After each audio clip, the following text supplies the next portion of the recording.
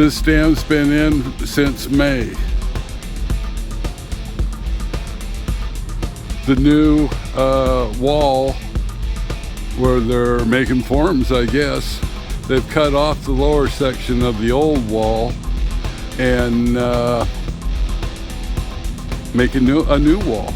Or did they dig it up? Don't know what they did to it. It's got a rounded face, I guess, for wave action. Pretty nice.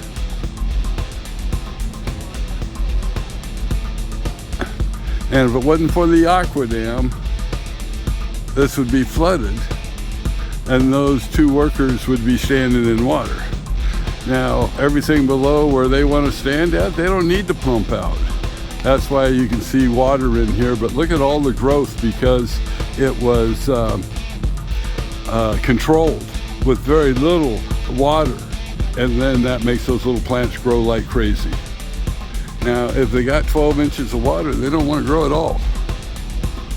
But you can take away the water, leave a little bit, then come back in 30, 90 days, and it will be green where there was no green before. A great way to rehabilitate something or to start a marsh.